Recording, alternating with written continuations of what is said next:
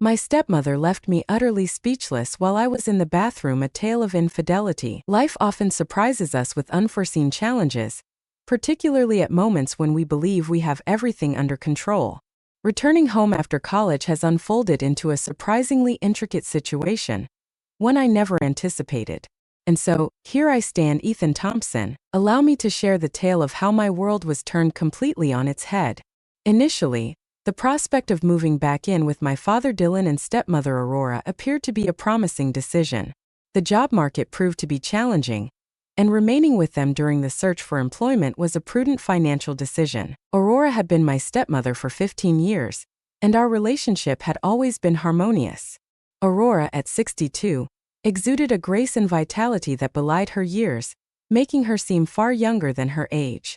She maintained her fitness with yoga and swimming, while her silver-streaked brown hair elegantly framed her gentle face. She had consistently played the role of a friend rather than that of a stepmother. The initial weeks spent back home unfolded with a sense of ease and familiarity. Father toiled tirelessly at his construction firm, while Aurora skillfully navigated the challenges of her modest online enterprise. In the comfort of my home, I dedicated my days to crafting resumes and honing my skills for upcoming interviews. That fateful morning unfolded much like any other. As the hours dwindled, I found myself preparing for an important job interview, the bathroom becoming my sanctuary of focus and anticipation. The steam enveloped the bathroom, blurring the mirror's reflection as I meticulously glided the razor across my skin. Suddenly, a gentle knock echoed through the door, breaking the solitude of the moment. Karen's voice echoed softly, inquiring if she might swiftly retrieve her medication from the cabinet. Without a moment's hesitation, I invited her to enter. In our home, we had always maintained a laid-back approach to such matters. She glided in, draped in her familiar silk robe, her hand reaching for the medicine cabinet perched above the sink. The events that followed unfolded as if time itself had decelerated. As she reached for the sky, her robe snagged on the cabinet handle, resulting in a sudden, unexpected opening. Time seemed to stand still in that moment. In the fogged-up mirror, our gazes locked, an unspoken understanding dawning upon us both. Ken swiftly snatched her robe, a deep crimson hue spreading across her cheeks. I sincerely apologize. Ethan, please don't tell your father about this, she whispered urgently before hastily exiting that day. The interview slipped through my fingers, my thoughts ensnared by the morning's incident, a relentless loop of confusion and unexpected emotions for Karen swirling in my mind. Karen steered clear of me for the remainder of the day, and the dinner that followed was steeped in an uncomfortable silence. The following morning, I discovered a note tucked beneath my door. Karen's graceful script inquired whether we could converse in private once Dad departed for work. My heart quickened as I absorbed those words, fully aware that this dialogue would alter the course of everything. In the quiet aftermath of Dad's departure, we found ourselves in the kitchen. Aurora sat across from me, her hands cradling a coffee mug, exuding a vulnerability I had never witnessed before. Ethan, regarding yesterday, she started, her voice quivering just a bit. She confessed that the bathroom incident had awakened emotions she hadn't anticipated, emotions she believed she had outgrown. I discovered that I was compelled to reveal how that moment lingered in my thoughts, refusing to fade away. The atmosphere in the room crackled with an undeniable intensity as we lingered in silence, each of us aware that a subtle change had woven itself into the fabric of our connection. Aurora extended her hand across the table, her fingers lightly brushing against the unassuming device that ignited a spark within me. In an instant, before I could fully grasp the unfolding moment, we found ourselves standing in close proximity. The morning sunlight poured through the kitchen window, casting a warm glow on Karen's face, accentuating the uncertainty and longing in her eyes as we drew nearer. Our lips brushed together in a soft, tentative kiss. It lasted mere seconds, yet it seemed to stretch into an eternity. We separated, and the weight of our actions crashed down upon us with undeniable force. Aurora recoiled, her hand instinctively rising to her lips. "This is wrong," she whispered. Yet her eyes revealed a contrasting narrative. Though I recognized the wisdom in walking away, an unseen force anchored me in place. The ensuing days unfolded as a subtle ballet of furtive looks and measured separations. We endeavored to maintain a facade of normalcy in Dad's presence, yet the palpable tension lingered, impossible to overlook. Each unintended brush, Each solitary instant pulsed with unvoiced feelings. I began crafting justifications to remain at home, feigning productivity with job applications, while secretly yearning for quiet moments with Aurora. She appeared to mirror my actions, seeking out reasons to occupy the same space I did. Her expression was marred by guilt, a hint of turmoil breaking through her usual calm demeanor. "We need to talk about this," she said, shutting the door firmly behind her. She settled next to me on the modest sofa, the distance between us so slight that I could catch the soothing aroma of her lavender perfume, a fragrance that had been my solace during the tumult of high school heartaches. Now it awakened a feeling altogether distinct within me. We conversed for hours, delving into everything and nothing at all, pondering the wrongness of our circumstances and the undeniable rightness of our feelings, grappling with the impossibility of our situation, until the sharp sound of the door slamming jolted us back to reality. Father returned home ahead of schedule, and we sprang apart, hastily adjusting our attire and smoothing our hair, striving to appear unremarkable as we heard the jingle of his key in the front door that evening. As I sat across from Dad at dinner, the burden of our secret loomed heavy in the air. He recounted the events of his day, blissfully oblivious to the ways in which his son and wife had occupied their afternoon. Aurora scarcely grazed her plate after dinner. Aurora had penned a note and left it in my room. "Join me in the garden when the clock strikes 12. Despite the knowledge that I ought to dismiss it and bring this to a close before it spirals out of control, I found myself unable to resist the temptation. "You occupy my thoughts incessantly, Ethan. I'm aware of how dreadful it is. Yet I've never experienced such feelings until now." Sitting beside her, our thighs brushing against one another, the night air carried a chill, yet I was engulfed in warmth. I expressed that I sense it. The confession lingered in the air between us, palpable and heavy. Our lips met once more, this time with an intensity that ignited the air around us. Her fingers roamed over my chest while mine followed the gentle arch of her waist. The illicit essence of our bond only heightened its fervor. The distant barking of a dog jolted us from our reverie. The truth settled in. We found ourselves exposed, fully visible to the world, and the audacity of our actions struck me as utterly reckless. Aurora rose to her feet.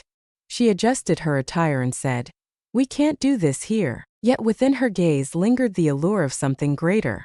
We reached a consensus to exercise greater caution in seeking out more secure opportunities to share our time together. The ensuing days felt like an agonizing trial, observing Aurora alongside my father as they feigned normalcy. All the while our concealed truth simmered fiercely beneath the surface. Each family dinner transformed into a test of restraint. Rest eluded me as I lay awake, my thoughts consumed by Aurora in the adjacent room. The walls felt insubstantial, the house inadequate for the intensity of the emotions swirling between us. One morning I discovered Aurora once more in solitude within the kitchen.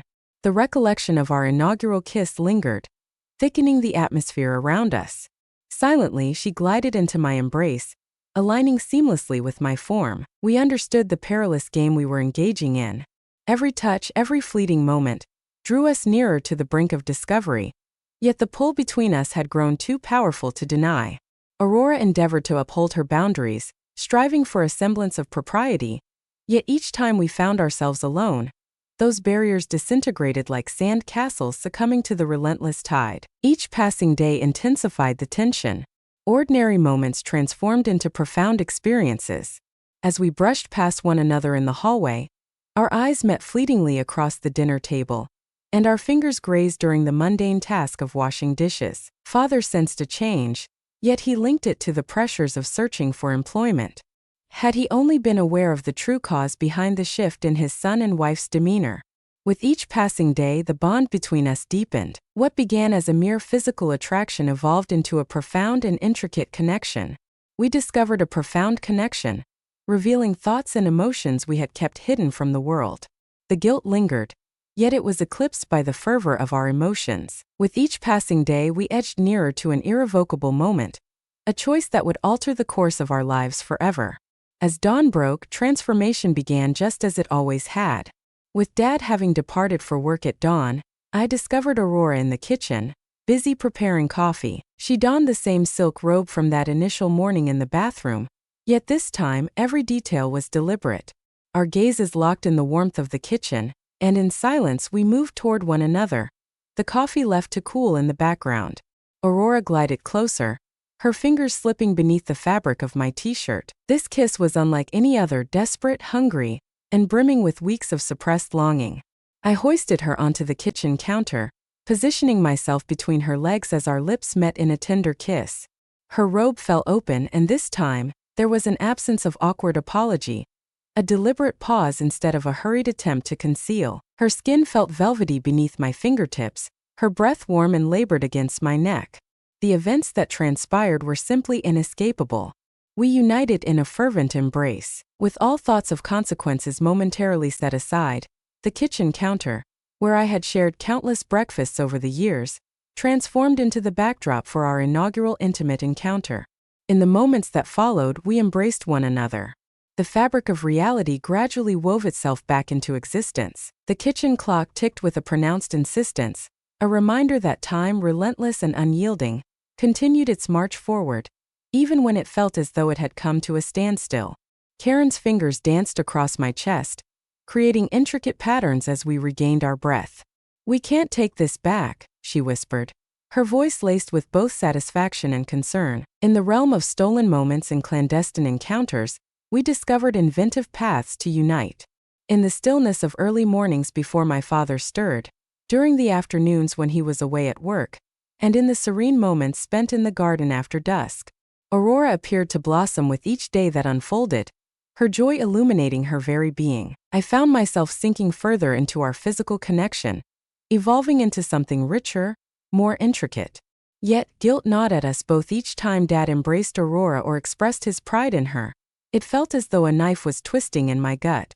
We were betraying him in the most unimaginable way possible. One evening, as we reclined together in her yoga room while my father toiled late into the night, Karen's tears began to flow. "We can't keep doing this," she said. Yet her arms tightened around me even as the words escaped her lips. I embraced her tightly, inhaling the comforting aroma of lavender that enveloped her. Though I had responded, neither of us took the step to release our hold.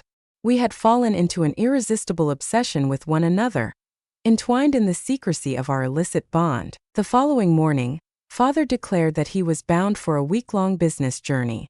Aurora and I meticulously averted our gazes, each of us acutely aware of the implications that lingered between us. A full week of freedom spent together felt as though we were immersed in a dreamlike state. We prepared meals side by side, indulged in cinematic adventures, nestled together on the couch, and devoted countless hours to discovering the depths of each other's bodies and minds. Yet, reality has a tendency to intrude upon even the most idyllic of dreams. In the middle of the week, my father reached out to share that he might return home sooner than expected. The news plunged us into a state of panic, and when I finally returned home that evening, I found Karen waiting in the garden. In the waning glow, she appeared stunning, yet a trace of sorrow lingered in her eyes, a stark contrast to the brightness that once filled them. "We need to talk," she said, patting the space beside her on the bench. I settled into my chair, a weight pressing upon my chest, burdened by the realization that all she had begun was built upon a foundation of deceit and treachery, and we could no longer persist in this manner. I recognized her accuracy, yet the idea of bringing everything to an end constricted my chest. "What actions shall we take?" With a sense of foreboding, she added, her voice tinged with uncertainty. "Your father doesn't deserve this, and you deserve the opportunity for a normal relationship with someone your own age." The words stung, a painful truth I couldn't deny. Aurora, the wife of my father, and regardless of the depth of our emotions, that reality remained unaltered. We lingered in quietude, fingers intertwined, as we beheld the fading light of the sunset. All around us, a sense of finality hung in the air, reminiscent of a somber farewell, as if we were gathered to mourn something that had scarcely been allowed to breathe. "It was time to leave," I finally declared.